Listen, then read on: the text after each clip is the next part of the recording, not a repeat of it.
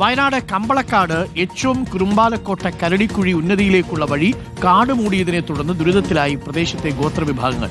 ആ സ്ഥലത്തിന്റെ പേര് പറയുമ്പോൾ തന്നെ എന്തോ നമ്മൾ നാക്കുളുക്കും. അവിടുത്തെ ആകെ പ്രശ്നമാണ്. കഴിഞ്ഞ ദിവസം മരിച്ച കേശവന്റെ മൃതദേഹം വീട്ടിലെത്തിച്ചത് ബന്ധുക്കൾ 1 കിലോമീറ്ററോളം ദൂരം സ്ട്രക്ചറിൽ ചുമന്നാണ്. ഉന്നതിയിലേക്കുള്ള വഴി കാട് മൂടിയതിനാൽ വാഹനങ്ങൾ വിളിച്ചാൽ വരുന്നില്ലെന്നും പ്രദേശവാസികൾ പറയുന്നു. 6 പേർ ചേർന്ന് കുത്തനെയുള്ള കയറ്റവും ഇറക്കവും കടന്നാണ് കേശവന്റെ മൃതദേഹം വീട്ടിലെത്തിച്ചത്. വഴിയില്ലാത്തതിനാൽ ഉന്നതിയിലെ രോഗികളും പ്രായമായവരും വളരെ ബുദ്ധിമുട്ടിയാണ് കഴിയുന്നത്. പഞ്ചായത്തോ ബന്ധപ്പെട്ട അധികൃതരോ തിരിഞ്ഞു നോക്കുന്നില്ലെന്നും നാട്ടുകാർ പറയുന്നു. നമുക്ക് പ്രതികരണം ഒന്ന് കേട്ടുവരാം. ഇവൻ കയറിപ്പോയിട്ട് തല്ലിയെന്നാണ് പറഞ്ഞത്. ഞങ്ങൾ വിളമ്പെടുത്തില്ലായിരുന്നു. ഞങ്ങളിവിടെ എത്തുമ്പോഴത്തേനും അവിടെ ഇതൊക്കെ കഴിഞ്ഞു. അതേ ഞങ്ങൾക്ക് അറിയുള്ളൂ. വേറെ ആശുപത്രി ഞങ്ങൾ തന്നെ കൊണ്ട് പോലീസ് വണ്ടിയാണ് വന്നത്. അതിൽ കൊണ്ട് ആംബുലൻസ് വിളിച്ചാലും ജീപ്പ് വിളിച്ചാലും ആരും ഫോൺ എടുക്കുന്നില്ല. ഇന്നത്തെ സ്ഥിതി അങ്ങനെയാണല്ലോ. അത് കുടിച്ചിട്ട് ചെറുങ്ങനെ ഈ മരിച്ച ആൾക്ക് വലിയ പൂസില്ലായിരുന്നു, മറ്റൊരു നല്ല പൂസായിരുന്നു. അത് വൈരാഗ്യം. പോലീസ് കുടിച്ചെന്നാണ് പറഞ്ഞത്. പോലീസുകാരൊന്നും പറഞ്ഞിട്ടില്ല. പട്ടിക കഷ്ണമില്ല വലിയത്, അതെടുത്തിട്ട് ദീപക് മോഹനുണ്ട് ഇപ്പോൾ സ്ഥലത്ത്. ദീപക്, വളരെ ബുദ്ധിമുട്ടുള്ളൊരു സ്ഥലമാണ് ഈ ഉന്നതി അല്ലേ? എന്തായാലും റോഡ് ഇതുവരെയും നിർമ്മിച്ചിട്ടില്ല. ഒരു പ്രദേശത്തെ ജനങ്ങളെ മുഴുവൻ അങ്ങനെ അവഗണിച്ചിട്ടിട്ട് എത്ര കാലമായി? ഇപ്പോൾ കരടിക്കുഴിയിലെ ഗോത്രവിഭാഗക്കാരുടെ ദുരിതങ്ങൾ ഒരു മരണത്തോടു കൂടിയാണ് പുറത്തു വരുന്നത്. എന്താണ് അവിടെ സംഭവിച്ചത് യഥാർത്ഥത്തിൽ ദീപക്?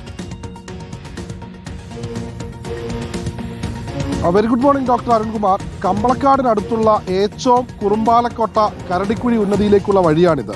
ഇവിടെ 2016 ഒരു സോളിംഗ് ചെയ്ത റോഡാണ്. ഇവിടുത്തെ പ്രദേശവാസികൾ തന്നെയാണ് എന്നോട് പറഞ്ഞത്. പഞ്ചായത്തിൽ നിന്ന് അന്ന് അനുമതിയോടുകൂടി റോഡ് സോളിംഗ് ചെയ്തു. ഈ പോകുന്ന വഴി, അതായത് ഇതിലെ മുൻപൊരു റോഡ് ഉണ്ടായിരുന്നു. ഇപ്പോൾ നമുക്ക് ആ ദൃശ്യങ്ങളിൽ കാണാം. ഇവരൊക്കെ ഇവിടെ ഈ ഉന്നതിയിലുള്ള ആളുകളാണ്. മുൻപ് ഈ വഴിയൊക്കെ ഓട്ടോറിക്ഷയും ജീപ്പും ഒക്കെ യഥേഷ്ടം എളുപ്പത്തിൽ പോയിക്കൊണ്ടിരുന്ന റോഡാണ്. പക്ഷെ പിന്നീട് ആരും തിരിഞ്ഞു നോക്കാത്തൊരവസ്ഥ.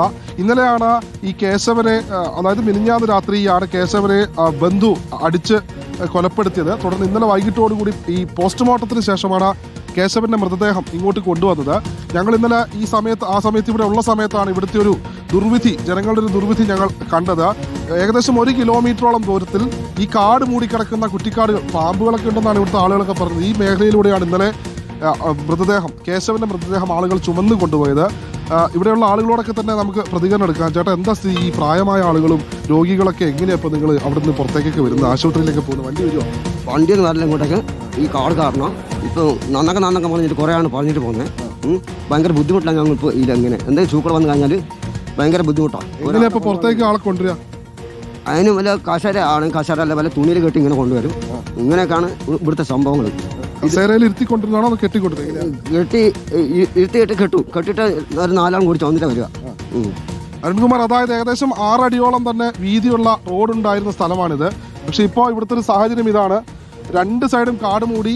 ഇവർ സ്ഥിരമായി നടക്കുന്ന വഴിയായതുകൊണ്ട് തന്നെ ഈ മേഖലയിൽ ഒരു നടവഴിയുണ്ട്.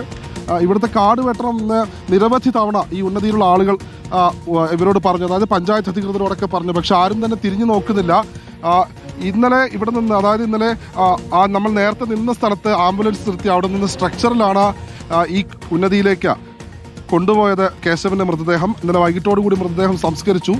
പഞ്ചായത്ത് അധികൃതരോടൊക്കെ നമ്മൾ സംസാരിച്ചിരുന്നു. ഇത്തവണ അവർ പറഞ്ഞിരിക്കുന്നത് തൊഴിലുറപ്പ് പോലുള്ള പദ്ധതികളിൽ ഉൾപ്പെടുത്തി ഇതിലെ റോഡ് വെട്ടിത്തരാമെന്ന് പറഞ്ഞിട്ടുണ്ട്. ഇതാണ് ഇവിടുത്തെ ഒരു സാഹചര്യം. 2016 ഈ റോഡ് പാസ്സായത്. പക്ഷേ ഇതുവരെ അതിനുശേഷം, അതായത് ഒരു 3 വർഷം അവർ ഉപയോഗിച്ചു. പിന്നീട് കാട് മൂടി നിൽക്കുന്ന ഒരു സാഹചര്യം. ഇപ്പോൾ ഇവരെ സംബന്ധിച്ചിടത്തോളം ഇവർ പറയുന്നത് പഞ്ചായത്തോ അല്ലെങ്കിൽ ബന്ധപ്പെട്ട അധികൃതരോ ട്രൈബൽ ഡിപ്പാർട്ട്മെന്റ് പോലുള്ള അധികൃതർ ഇടപെട്ട ഇവരുടെ വഴി വെട്ടിത്തരണം എന്നാണ് പറയുന്നത്. എത്ര കുടുംബങ്ങളുണ്ടെന്നാ പറഞ്ഞത് ദീപക് അവിടെ? അരുൺകുമാർ, മുൻപ് 14ഓളം കുടുംബങ്ങളുണ്ടായിരുന്നു. പക്ഷെ പിന്നീട് വഴിയില്ലാത്തതിനെ തുടർന്നൊക്കെ ഒരുപാട് കുടുംബങ്ങൾ ഇവിടെ നിന്ന് ഒഴിഞ്ഞുപോയി. ചില കുടുംബങ്ങൾ ഇവിടെ നിന്ന് മാറ്റി പുനരധിവസിപ്പിച്ചു. നിലവിലിപ്പോൾ 5ഓളം കുടുംബങ്ങളുണ്ട്. ഏകദേശം നമ്മളിപ്പോൾ ദൃശ്യങ്ങളിൽ കാണുന്ന ഈ വഴി എന്ന് പറയുന്നത് നേരെ കുത്തനെ ഒരു ഇറക്കമാണ്. പിന്നീട് അവിടെ നിന്ന് വീണ്ടും കുത്തനെ ഒരു വലിയ വലിയ ദുർഘടമാണ് അല്ലേ? ഇപ്പൊ ഈ വഴിയിലൂടെ എന്തായാലും വണ്ടി വരിക എന്ന് പറഞ്ഞാൽ വളരെ അഡ്വഞ്ചറസ് ആയ ഈ 4 വീൽ ജീപ്പുകളൊക്കെ അവിടെ വരത്തുള്ളൂ. അരുൺകുമാർ, അതായത് ഈ ഭാഗത്തേക്കുള്ള ദൃശ്യങ്ങൾ കണ്ടാൽ അറിയാം. ഇത് യഥാർത്ഥത്തിൽ ഈ ഭാഗത്തുള്ള കാടൊക്കെ തന്നെ വെട്ടി നിർത്തി ഏകദേശം കാറുകൾ പോലുള്ള വാഹനങ്ങളൊക്കെ ഇവിടെ എളുപ്പത്തിലെത്തും. ഇതൊക്കെ മുൻപ് സോളിംഗ് ചെയ്ത വഴിയാണ്. കുറ്റിക്കാടുകളൊക്കെ പിന്നീട് ഇവിടെ ഉണ്ടായതാണ്. ഇവിടെ ഒരു റോഡ് ഉണ്ടായിരുന്നു എന്ന് തന്നെയാണ് ഇവിടെ ആളുകൾ പറയുന്നത്. ചേട്ടാ ഒരു നിമിഷം, ഇവിടെ മുൻപ് കല്ലിട്ട റോഡായിരുന്നു, വണ്ടിയൊക്കെ വരുമായിരുന്നു? ആദ്യം പിന്നെ മണ്ണായിരുന്നു, പിന്നെ വണ്ടിയൊക്കെ വരായിരുന്നു. പിന്നെ രണ്ടാമത് പിന്നെ ഞാൻ സോളർ നിർത്തി. പിന്നെ ആരും ഇങ്ങോട്ട് തിരിഞ്ഞു നോക്കിയിട്ടില്ല. അതായത് മുൻപ് സോളിംഗ് ചെയ്ത വഴിയാണെന്ന് തന്നെയാണ് ഇവർ പറയുന്നത്. അതിന്റെ ദൃശ്യങ്ങൾ കാണാം. ഈ കാട് മൂടിയതിനടിയിലൊക്കെ തന്നെ വലിയ കല്ലുകളുണ്ട്. അന്ന് ഇവിടെ വണ്ടിയൊക്കെ വരുന്ന സ്ഥലമായിരുന്നു അല്ലേ? എങ്ങനെ ഇപ്പോൾ ആളുകളൊക്കെ പുറത്തു കൊണ്ടുപോകും? പിന്നെ തുണി കെട്ടിക്കൊണ്ട് പോകാം, പിന്നെ കസേര കെട്ടിക്കൊണ്ട് പോകാം. വയസ്സായ ആൾക്കാർക്കില്ലേ? പക്ഷേ പിന്നെ ഇറക്കൊണ്ട് വരുന്നത് വീട്ടിൽ നിന്ന് കയ്യിൽ നിന്ന് വല്ല പിടിച്ചോണ്ട് വരും. എന്നിട്ട് ഇവിടുന്ന് വല്ല കസേരയോ വല്ല തുണിയൊക്കെ ആയിട്ട് ഞങ്ങൾ പിന്നെ കൊണ്ടുപോകുന്നത് ആശുപത്രിയിലേക്കൊക്കെ. നിങ്ങൾക്ക് എന്താ പറയാനുള്ളത്? റോഡ് വേണം, റോഡ് വേണം, റോഡ് വേണം. ഭയങ്കര ഇതാണ് ആ മൃതദേഹവും കേശവന്റെ കാണാം. ദീപക്, പ്രേക്ഷകർ കാണുന്നുണ്ട്. കേശവന്റെ മൃതദേഹവും ചുവന്നുകൊണ്ട് അവർ പോകുന്ന ദൃശ്യങ്ങളാണ് കാണുന്നത്. വിളിച്ച വാഹനം വരില്ല, ആംബുലൻസിന് പോവാൻ കഴിയില്ല, കുത്തറക്കായിട്ടുള്ള ഒരു പ്രദേശമാണ്. നേരത്തെ ഉണ്ടായിരുന്ന ഒരു റോഡ് അത് ഇപ്പോൾ ഒരു തരത്തിലും അത് ഡെവലപ്പ് ചെയ്തിട്ടില്ലെന്ന് മാത്രമല്ല, അത് ഉപേക്ഷിച്ച നിലയിലാണ്. ഇപ്പോൾ 16 കുടുംബങ്ങൾ ഉണ്ടായിരുന്നതാണ് ആ പ്രദേശത്ത്. ഇപ്പോൾ കുറച്ച് കുടുംബങ്ങൾ മാത്രമേ ഉള്ളൂ. ഒരു പ്രദേശത്തെ ജനങ്ങളെ മുഴുവൻ അവഗണിച്ചിട്ടിരിക്കുന്നു എന്നതിൻ്റെ നേർചിത്രമാണ് ദീപക് മോഹൻ ഇപ്പോൾ ആ സ്ഥലത്ത് നിന്നും, ആ ഉന്നതിയിലേക്കുള്ള കരടിക്കുഴി എന്ന് പറയുന്ന ഗോത്രവിഭാഗക്കാർ താമസിക്കുന്ന സ്ഥലത്ത് നിന്നും തത്സമയം വിവരങ്ങൾ നൽകുന്നത്. പ്രിയപ്പെട്ട പ്രേക്ഷകർ ഒന്ന് ആലോചിച്ച് നോക്കൂ. ജീവിതത്തിൽ നമ്മുടെയൊക്കെ വീട്ടിലേക്ക് ഇങ്ങനെ കയറിപ്പോകേണ്ടി വരുന്നൊരവസ്ഥ ഉണ്ടാവുമ്പോൾ മാത്രമേ നമുക്കിത് മനസ്സിലാവൂ. പലപ്പോഴും ബെന്യാമിൻ പറഞ്ഞ അതേ വാചകം തന്നെയാണ്. മറ്റുള്ളവരുടെയൊക്കെ അനുഭവങ്ങൾ നമ്മുടെ അനുഭവമാവാത്തിടത്തോളം കാലം ആ അനുഭവങ്ങളൊക്കെ കെട്ടുകഥയാണ് അധികാരികൾക്ക്. ആ അധികാരികൾ കണ്ണു തുറന്നേ മതിയാവൂ. ഇത് എത്രയാണ് നിങ്ങൾ 1 or 2 കുടുംബം ഉണ്ടെങ്കിൽ പോലും ഒന്നുകിൽ അവരെ കൃത്യമായിട്ട് അവിടെ നിന്ന് പുനരധിവസിപ്പിക്കുക, അല്ലെങ്കിൽ അവർക്ക് യാത്ര ചെയ്യാൻ ആവശ്യമായിട്ടുള്ള മിനിമം പാതയൊന്ന് തയ്യാറാക്കുക. കാടും ചെടിയൊക്കെ ഒന്ന് വെട്ടിക്കൊടുത്ത് അത്യാവശ്യം മണ്ണാക്കി ഇട്ട് കഴിഞ്ഞാൽ ഒരു വാഹനം അവിടെ എത്തും, ഒരു ഓട്ടോറിക്ഷ ചെന്നാൽ മതി. അത്രയെങ്കിലും ചെയ്തു കൊടുക്കാനുള്ള മിനിമം ഉത്തരവാദിത്വം അധികാരികൾക്കുണ്ട് എന്നാണ് നമ്മൾ മനസ്സിലാക്കുന്നത്. ഒരു മികച്ച ഭരണകൂടം എന്ന് പറയുന്നത് ഈ ആരും കാണാത്ത മനുഷ്യരെ കാണുക എന്നതാണ്. ഇവരെ ഇപ്പോൾ കാണാത്ത അവസ്ഥയിലാണ്. കേശവന്റെ മരണം തന്നെ ഒരു ഉദാഹരണം. പ്രിയപ്പെട്ടവരെ, താങ്ക് യു. ദീപക്കും ഞങ്ങളുടെ വാർത്താ സംഘവുമാണ് ഇപ്പോൾ കരടിക്കുഴി ഗോത്രവിഭാഗക്കാർ താമസിക്കുന്ന സ്ഥലത്തേക്ക് എത്തി വാർത്ത റിപ്പോർട്ട് ചെയ്തിരിക്കുന്നത്.